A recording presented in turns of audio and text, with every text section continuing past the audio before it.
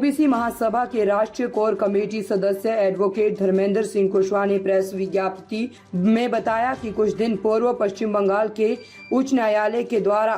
5 lakh OBC अभ्यर्थियों के जाति प्रमाण पत्र निरस्त कर दिए गए थे, जिसकी जिम्मेदारी पश्चिम बंगाल की ममता बनर्जी सरकार की है, क्योंकि सरकार ने न्यायालय में सही तरह से ओबीसी के हित में पक्ष रखने में नाकाम रही। इससे स्पष्ट दिखाई देता है कि पश्चिम बंगाल की ममता सरकार ओबीसी वर्ग एवं आरक्षण विरोधी है। जब तक SC ST ओबीसी वर्ग के वकीलों को सरकारें किसी बड़े पद पर न्यायालय में अपॉइंट नहीं करती है, जिस कारण से इस प्रकार के आदेश अक्सर आते हैं, जिनके माध्यम से बहुसंख्यक समुदाय के हितों की रक्षा करना मुश्किल हो जाता है और उनके अधिकारों का लगातार हनन होता रहता है। पश्चिम बंगाल के मामले में भी ठीक इसी प्रकार की विसंगति देखने को मिली है, जिस कारण आज माननीय उच्च न्यायालय ने ओबीसी वर्ग के प्रमाण पत्रों को गलत ठहराया। ओबीसी महासभा मांग करती है कि सरकार में पर्याप्त संख्या में पिछड़े वर्ग के वकीलों को शामिल किया जाए, जिससे उन वर्गों के हितों संबंधी सही सुझाव दिए जाए।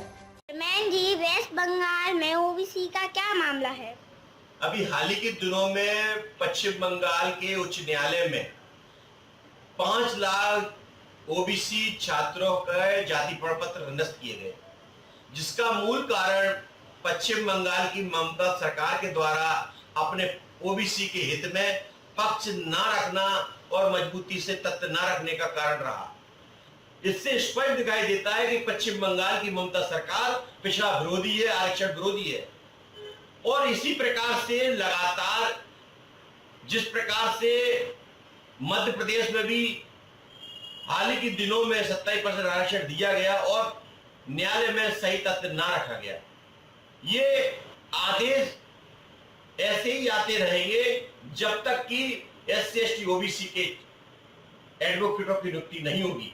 ओबीसी महासभा मांग करती है केंद्र की सरकार से, प्रदेशों की सरकार से,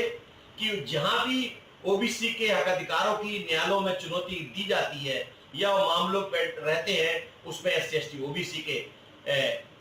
एडवोकेटों की नियुक्ति की जाए, जिससे कि पिछड़े वर्ग के लोगों को न्याय मिल सके। धन्यवाद।